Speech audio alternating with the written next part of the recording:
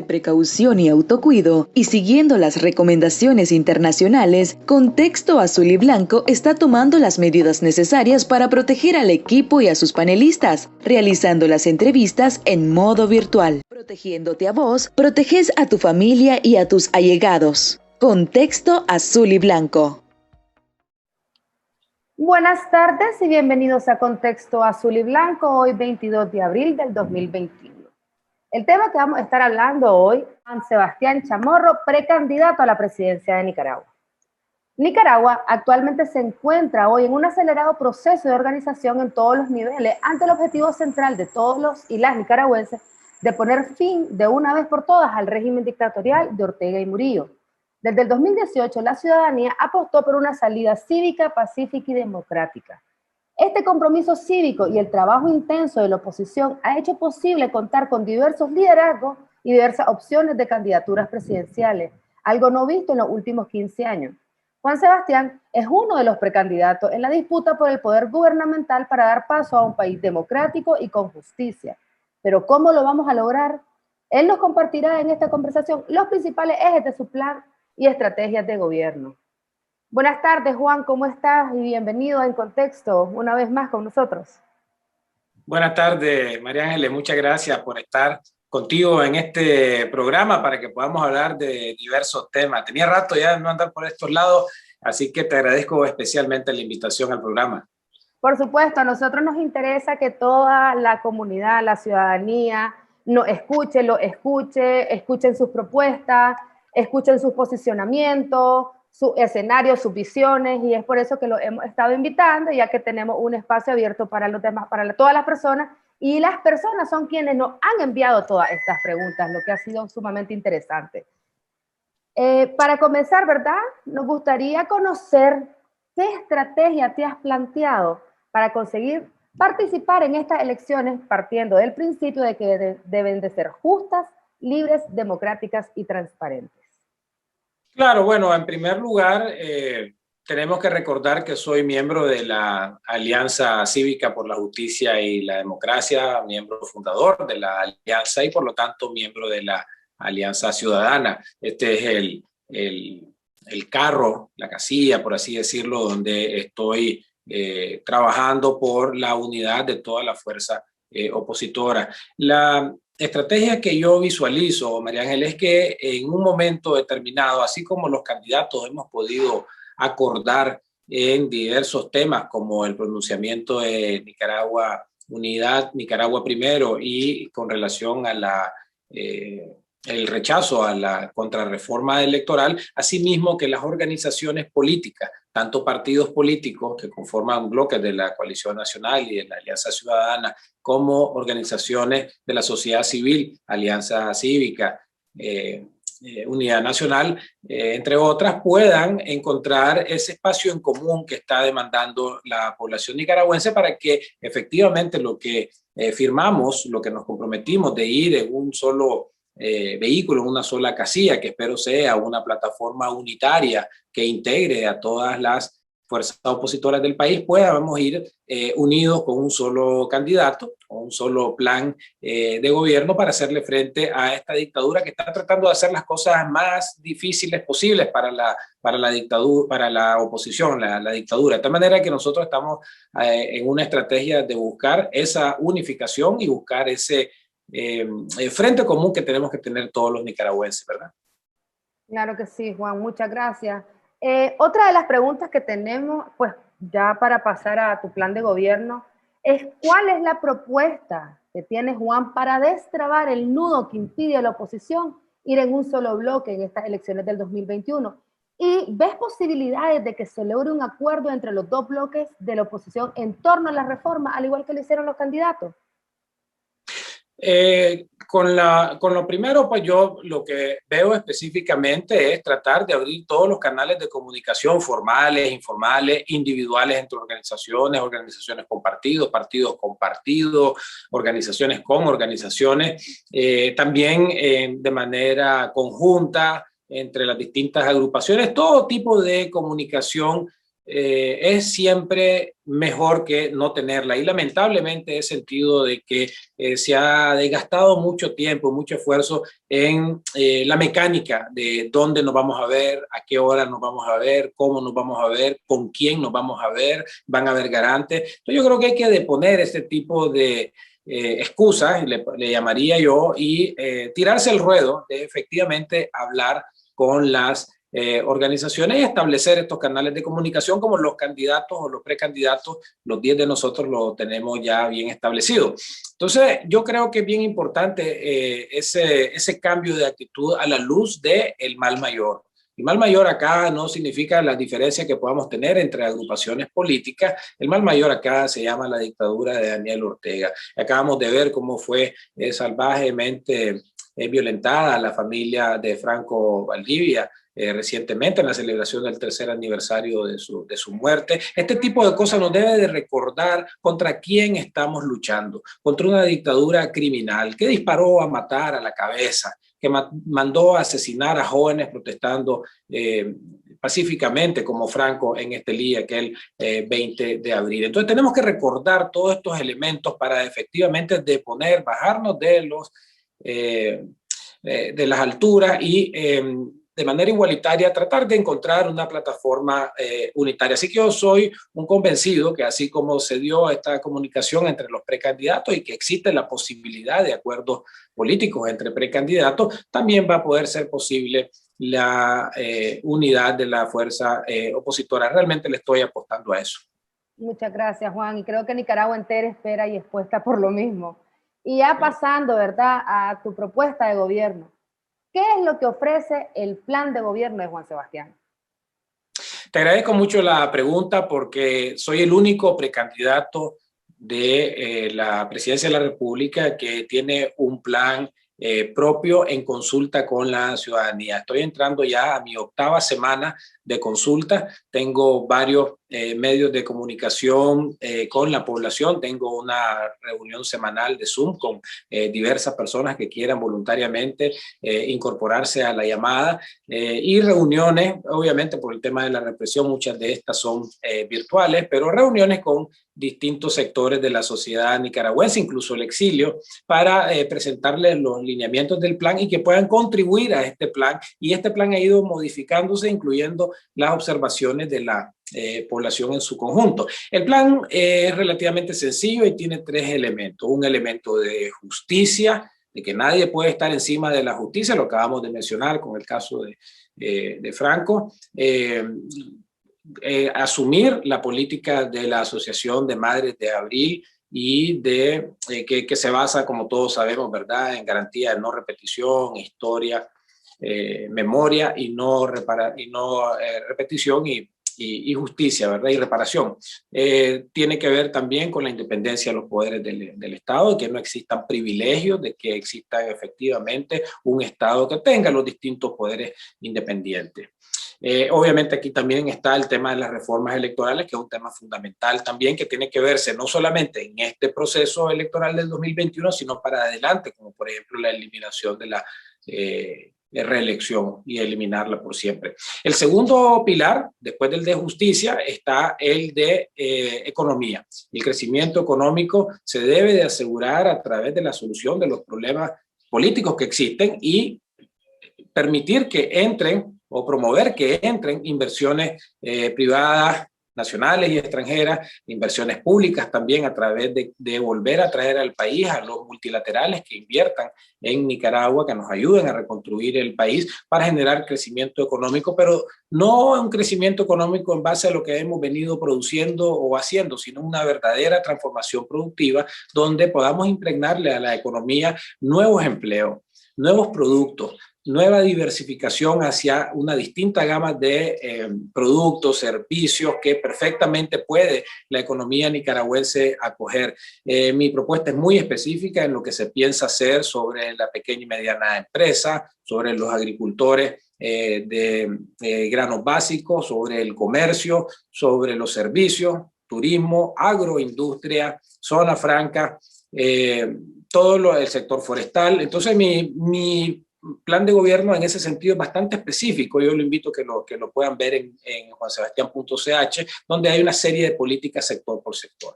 En adición al pilar de justicia y al pilar económico, el tercer pilar tiene que ver con la política social. Nosotros no podemos crecer como país si tenemos los índices de educación más bajos del hemisferio occidental. Tenemos el sistema de educación de peor calidad, solamente superado por 2 otros países en América Latina según los exámenes estandarizados a niños y jóvenes de primaria y de secundaria. Esto tiene que cambiar. Tenemos que despolitizar el sistema de salud. Tenemos que reincorporar a todos estos funcionarios, maestros, médicos, enfermeras que fueron corridos de sus puestos de trabajo, y tenemos que incrementar la calidad de estos funcionarios del Estado que brindan servicios sumamente importantes, como el tema del servicio de salud, por ejemplo. Y tenemos que resolver el tema de la seguridad social, que actualmente lleva un déficit de 3.600 millones de córdobas. El INSS está completamente quebrado y tenemos que solucionar este problema. También propongo proyectos de vivienda de interés social, viviendas en general, agua y saneamiento, y una política orientada hacia la juventud que sea transversal y que tome en cuenta esto que se llama el bono demográfico, que significa que el 60 al 70% de la población de Nicaragua tiene menos de 35 años. Esto solo ocurre una vez en nuestra historia y tenemos que aprovecharlo en el buen sentido de la palabra. Tenemos que tener jóvenes bien educados, bien capacitados, con emprendimientos que puedan entrar en empresas y generar los empleos que tanto requiere Nicaragua. Los 3 pilares están completamente interrelacionados. Si no hay justicia, si no hay institucionalidad, si no hay respeto a las leyes, no hay inversiones. Y si no hay educación de calidad, no hay inversiones. De tal manera, y las inversiones ayudan efectivamente a mejorar los sistemas sociales porque generan mayor riqueza. Entonces, los 3 pilares, justicia, economía y política social, están interrelacionadas en una dinámica que va a hacer crecer a la economía en su conjunto. Este plan de gobierno, este plan de país, lo he presentado, ha gustado mucho. Así es que este plan de gobierno ha sido bien acogido, es bastante completo y, como les digo, los invito a que puedan verlo en mi página web juansebastian.ch. Muchas gracias, Juan. Y hablaste de varios puntos que vamos un poco más adelante, vamos a tocar más a fondo, ¿verdad?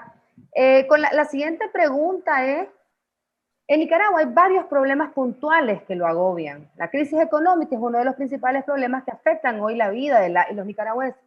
¿Cuál sería la estrategia para estabilizar la economía del país y qué propuestas tienen para promover los emprendimientos? Yo sé que ya hablaste un poco de economía dentro del pilar, pero sí me gustaría hablar un poquito más a hondo. Bueno, la economía necesita 2 momentos de atención. Un primer momento que es, digamos, una política de shock, una política de emergencia, una política que requiera atender los problemas fundamentales económicos, los desbalances que hay. Este es ya el 4º año consecutivo que vamos a entrar en periodo negativo de crecimiento económico. Esto no había pasado en muchos años en Nicaragua. Se han perdido muchísimos empleos. Semanalmente se escucha de las salidas del país de miles de puestos de trabajo. Recientemente otra oleada de trabajadores de una zona franca de Tipitapa que había corrido gente en julio del año pasado, volvió a correr gente, han cerrado empresas importantes. Entonces necesitamos una terapia de shock para contener ese sangrado de inversiones y de empleos que están saliendo. Esto solo se puede lograr sacando a Ortega del poder y estableciendo una política económica que acerque a los inversionistas, no que los ataque. Ortega, por los problemas económicos que todos ya conocemos, ha venido atacando fiscalmente a través de reparos, a través de multas, a través de incremento de impuestos, a través de arbitrariedades, una enorme cantidad de empresas que se sienten ahora ya que se quieren ir de Nicaragua. Entonces tenemos esta etapa de shock inicial que yo visualizo en una Nicaragua democrática, es decirle a los inversionistas, ustedes tienen una excelente oportunidad, aquí son queridos, no mal queridos como Ortega los trataba, por favor quédense y generemos más empleo, generemos las condiciones adecuadas. Igualmente hay que traer a los inversionistas que se han ahuyentado. Anteriormente en Nicaragua invertían mucho. empresarios de la región centroamericana y están básicamente ahuyentados de Nicaragua. No quieren saber nada porque precisamente ven los abusos a los derechos humanos, la violación de las libertades, los presos políticos. Ya ves cómo los dos pilares están interrelacionados, el tema de justicia y el tema económico. Claro. Eso es a lo inmediato. Al mediano plazo es buscar efectivamente que regresen los planes de inversiones públicas que atiendan las necesidades de la población nicaragüense, en particular política social, salud, educación, pero también la promoción de inversiones públicas que complementen a las inversiones privadas. Restablecer el programa de inversiones públicas en carreteras, en puentes, en comunicaciones, en puertos, aeropuertos, toda la infraestructura básica que necesita la economía para poder operar. Y para la pequeña y mediana empresa también ayudar a que estos empresarios pequeños y medianos puedan tener acceso a un crédito que sea flexible en el mediano plazo para poder hacer sus inversiones. Finalmente, un programa de empleo para jóvenes y de emprendimiento para jóvenes. Bueno, todos los jóvenes van a querer irse a trabajar a una empresa. Para ello estoy proponiendo un programa de primer empleo para facilitarle la entrada a la vida laboral. Ustedes saben que siempre un joven tiene el problema de que no le dan trabajo porque no tiene experiencia, pero no tiene experiencia porque no le han dado el trabajo. Para romper ese ciclo, la ley del primer trabajo. Pero no necesariamente todos los jóvenes van a querer irse a trabajar a una empresa. Algunos quieren hacer emprendimiento. Yo creo que es importante hacer una política de fomento a emprendimiento que sea temporal, es decir, que se apoye el emprendimiento por un tiempo si este emprendimiento está asociado a un sector económico que sea de alto crecimiento, que genere empleo, que sea seguro, para ayudarle a los jóvenes a generar estos emprendimientos. Hay experiencias de esta naturaleza que se pueden implementar. Y finalmente, no olvidar a la comida, no olvidar al pequeño y mediano productor agropecuario que día a día trabaja en la producción de granos básicos, en la producción de frijoles, maíz, arroz, leche, carne, verdura. Todos estos productos pueden potencializarse con apoyo del sector público. Tenemos al Instituto Nicaragüense de Tecnología Agropecuaria, tenemos la Fundación Nicaragüense para la Innovación Tecnológica, FUNICA, y estas institucionalidad pública están realmente entumidas porque no se le ha dado la importancia en el presupuesto general de la República de que sean instancias que le ayuden a la productividad del sector agropecuario. De tal manera de que en ese sentido el plan de gobierno es bastante amplio en distintos sectores de la economía nacional y pensando en aquellos que están interrelacionados. El turismo es un buen ejemplo. En el turismo, para promover que vengan turistas al país, y tengo un plan para que vengan efectivamente 2.000 habitaciones a través de inversiones privadas al país. Aquí en el sector turismo está interrelacionado con el sector transporte, los vehículos para traerlos, el sector educación, porque tenés que capacitar a la gente, en el sector agropecuario, porque tenés que darle de comer a los turistas, en el sector construcción, por las inversiones que requiere, en el sector telecomunicaciones, porque es importante hoy en día que el turista esté hiperconectado. Entonces, este es un ejemplo de un sector económico que tiene interrelaciones con todos los demás sectores de la economía, y eso le permite precisamente hacer una economía robusta, que le llamamos los economistas, una economía fuerte que pueda salir adelante. En el 2017 habían aproximadamente 850 millones de dólares de entradas por el turismo. En el año pasado no llegamos ni a 200. De 850 a menos de 200. Entonces, estos son los costos que genera tener una dictadura, estos son los atrasos que genera efectivamente tener una dictadura que no promueve la inversión y que más bien ahuyenta la inversión. Afortunadamente, los atributos, la riqueza de Nicaragua, su gente está acá principalmente, aunque mucha gente se ha ido, es cierto, pero aquí están las tierras, aquí están las playas, aquí están los ríos, aquí están las aguas, toda la capacidad productiva, aquí está su gente, que se puede reactivar en una Nicaragua democrática. Pero mientras no cambiemos el sistema político, mientras Ortega siga como está, va a generar mayor pobreza, mayor desigualdad, mayor miseria. Muchas gracias, Juan. Una de las estrategias de represión del régimen en contra de la ciudadanía fue el despido masivo de personal de salud y ante el actuar loable, ¿verdad?, de los médicos, médicas, enfermeras, enfermeros, al igual también que la expulsión de jóvenes estudiantes en los centros de estudios universitarios. ¿Cuál sería el mecanismo de incorporación o reincorporación en sus centros médicos y universitarios? La reincorporación automática, porque la expulsión está totalmente injustificada. Recientemente una agrupación de estudiantes hizo una excelente descripción de la ilegalidad de las expulsiones. En cualquier caso que se hubiera dado alguna causal, lo más que llevaba, y aquí no estoy diciendo de que estaba justificado ni mucho menos, pero lo que los reglamentos establecen es en todo caso una suspensión temporal, cosa que además había que comprobarlo, cosa que ya sabemos que es falso, que estaban haciendo básicamente el uso de su derecho a la protesta. Pero el punto es de que fueron no solamente expulsados definitivamente, rompiendo todos los códigos ellos mismos, sino que además fueron borrados sus registros estudiantiles, es decir, que los han eliminado del sistema público de educación, y eso es totalmente ilegal. En estos casos donde está demostrado esta ilegalidad, reincorporación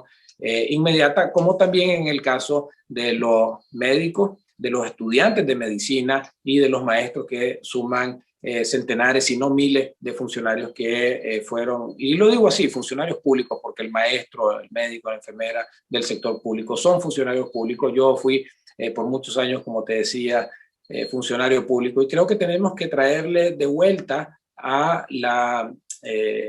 su verdadera dignidad la función pública. Yo siempre he dicho, también pensando en esos funcionarios públicos que están ahí siendo humillados, sobre todo por esos líderes de los consejos de liderazgo sandinista, que esos sí se van a ir porque su trabajo es simplemente político, de estar espiando, de estar asegurando de que son las acciones de los funcionarios públicos vayan de acuerdo a los lineamientos del partido. Esas sí se van a tener que ir, pero el maestro que ha aguantado esas humillaciones, que han tenido que ir a rotondear, esos médicos que todavía están en el sector público, estas enfermeras, algunas de ellas están arriesgando sus vidas con la pandemia, muchos de ellos están atendiendo ahorita en las campañas de vacunación, que he escuchado muy buenas expresiones de la atención de muchas de estas personas que de manera profesional están vacunando a nuestras personas de la tercera edad. Esas personas van a quedar en mi gobierno. Esas personas necesitan tener la seguridad de que aquí no venimos de revanchistas a arrebatarles los puestos simplemente por pensar diferente. Si están haciendo su trabajo, si están educando, si están atendiendo a la población, no importa la ideología que tengan, no importan, porque no es por eso que se le están asignando una responsabilidad en el servicio público, se le está asignando una responsabilidad pública para que puedan educar, para que puedan atender la salud de la población. Así que además de la reincorporación de los corridos, también las personas que están haciendo su trabajo van a quedar en el sistema público, que dicho sea de paso, uno de los más pequeños y uno de los más pobres de la región centroamericana. Por lo tanto, necesitamos incrementar el número de enfermeras, el número de doctores que necesita Nicaragua para poder mejorar el sistema de salud, que también está muy deficiente. Muchas gracias, Juan. Viendo muchas de las encuestas, ¿verdad?, que se han visto, que han salido en los últimos años, hemos visto que la confianza ante la Policía Nacional y el Ejército se ha perdido. ¿Cuál es la estrategia para recuperar la confianza con las mismas?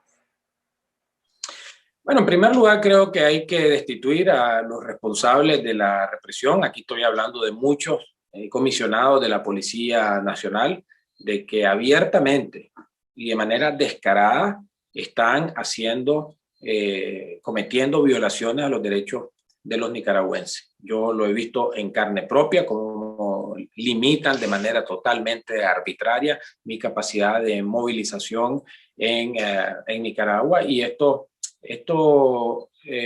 comisionados van a efectivamente pagar por sus violaciones. Se necesita una reforma integral. Todo esto que estoy hablando está en el plan de gobierno. Se necesita una reforma integral al sistema de la Policía Nacional para que efectivamente se recobre eso, la confianza. Aquí vamos a tener que traer a especialistas internacionales. Han habido experiencias exitosas de reforma de cuerpos policiales.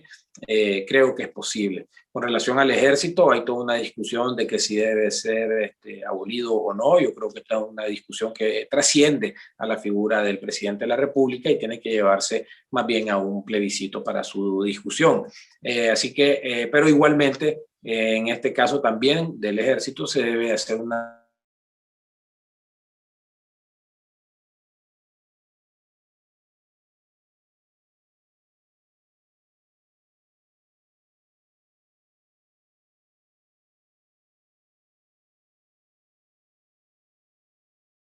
está ocurriendo abiertamente en Nicaragua con los paramilitares, de tal manera de que hay, al menos por omisión, una responsabilidad ya demostrada de que el gobierno, el ejército, perdón, no ha hecho absolutamente nada para desmantelar los cuerpos parapoliciales o paramilitares. Y también hay serios señalamientos sobre el involucramiento de oficiales del ejército en la violación de derechos humanos, incluso de asesinato. Esto tiene que ser investigado también.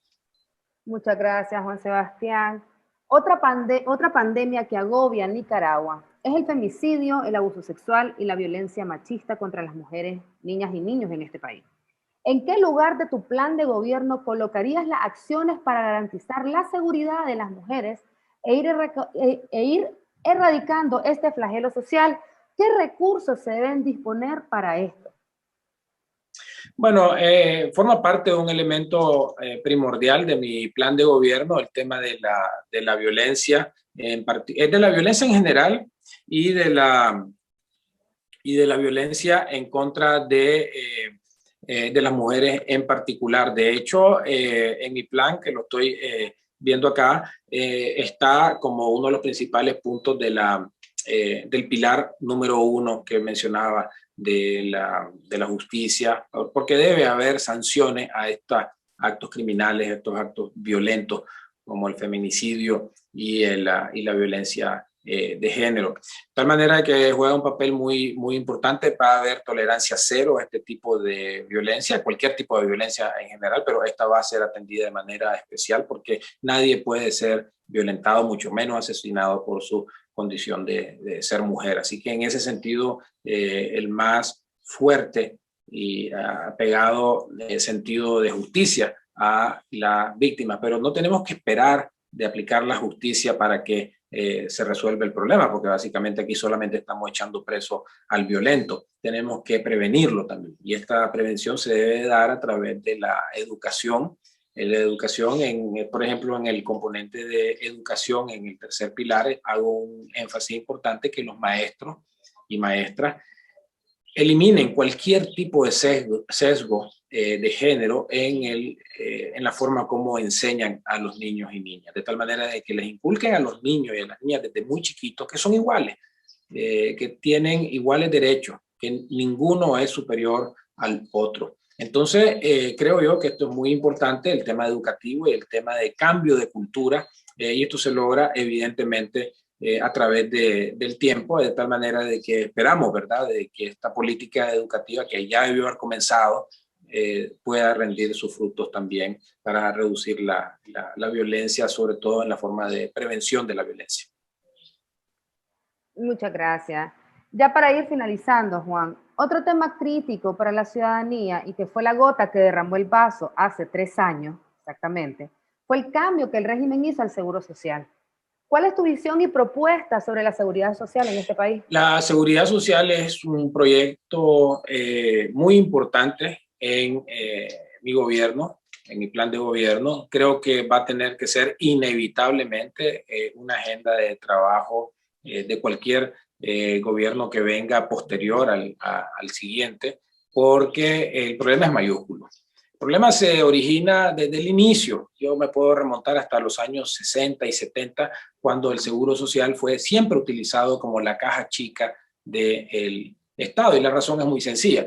Hay más de 750.000 personas, han bajado mucho los cotizantes, pero alrededor de 700.000 personas cotizan mensualmente una proporción de su salario, y esto va en aumento, cosa que no puede seguir dándose. Pero mi punto es de que estas cotizaciones representan una enorme cantidad de flujo de recursos, que es la tentación de todo gobierno. Entonces, en vez de agarrar estos flujos e invertirlos en cosas buenas, en activos a mediano y largo plazo que sean seguros, como bonos del Tesoro de Estados Unidos, que tienen prácticamente un cero riesgo, o inversiones que puedan tener ciertos rendimientos con un poquito de riesgo, lo hicieron todo lo contrario. Primero, que se robaron los reales.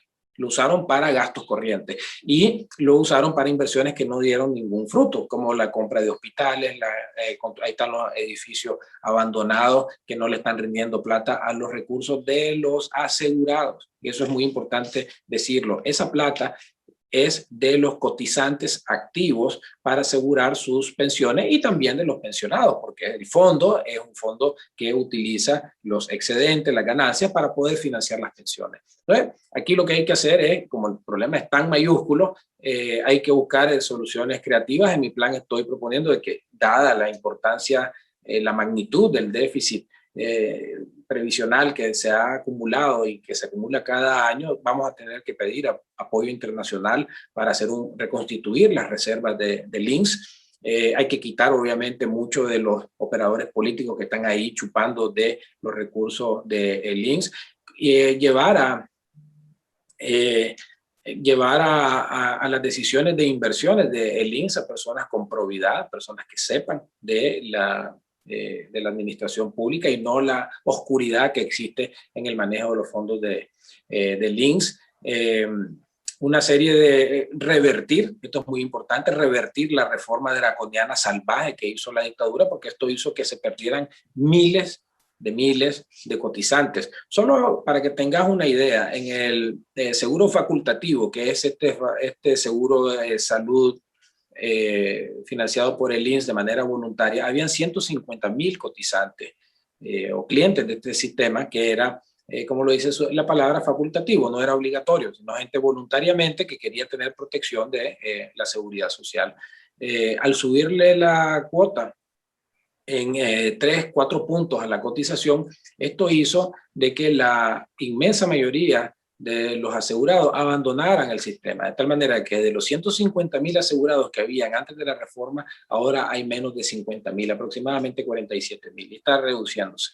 Entonces, este es el efecto de una mala política. Entonces, tenemos que revertirla y tenemos que fomentar de que la gente vuelva a incorporarse a la seguridad social, porque lo que queremos nosotros acá es que retomar, como comencé a mi comentario, diciendo de que no debe verse como la caja chica de los gobiernos, sino debe verse como el recurso acumulado de los cotizantes. Estas platas son de los cotizantes, son de los viejitos, son de los jubilados que cotizaron toda su vida para poder tener una pensión digna y les pertenece a ellos, no les pertenece al gobierno de turno. Muchas gracias, Juan. Y ya para finalizar, nos gustaría que le dejaras un mensaje a la ciudadanía. Nos mueve la esperanza. Creo que tenemos que tener mucha esperanza. Estos son días difíciles. Abril, finales de abril, nos trae muchos recuerdos, nos trae muchas memorias de jóvenes asesinados, de Taylor Lorillo, de Franco Valdivia, de Alvarito Conrado, de la familia de Carlos Marx. Todos estos asesinados que ocurrieron en abril, mayo, junio, y que continúan siendo asesinados también. Son momentos de recogimiento y a veces muchas personas pueden estar frustradas porque en 3 años todavía tenemos al mismo dictador, pero no es el mismo dictador, es un dictador con miedo, es un dictador inmovilizado, paralizado por el miedo. Vimos la militarización que se dio en los días de la conmemoración del 3er aniversario. Eso solamente se explica por el miedo que tienen ellos. Si a nosotros nos permitieran ejercer libremente nuestros derechos de manifestación, Nicaragua estaría inundada, y la dictadura lo sabe, estaría inundada de marchas por todas partes. Entonces, esa ausencia de marcha no nos debe de desmotivar, más bien nos debe de motivar a buscar cómo hacer acciones de protesta cívica, pacífica, que puedan generar un cambio en Nicaragua, porque la mayoría somos nosotros, las minorías son ellos. Muchas gracias, Juan Sebastián Chamorro, precandidato a la presidencia de Nicaragua. Gracias nuevamente por estar acá con nosotros en Contexto. Gracias a vos, María Ángela, un placer. Y agradecemos también nuevamente a las personas que nos están sintonizando, y recuerden siempre enviarnos sus dudas, consultas y comentarios a los datos que aparecerán en pantalla. Buenas noches.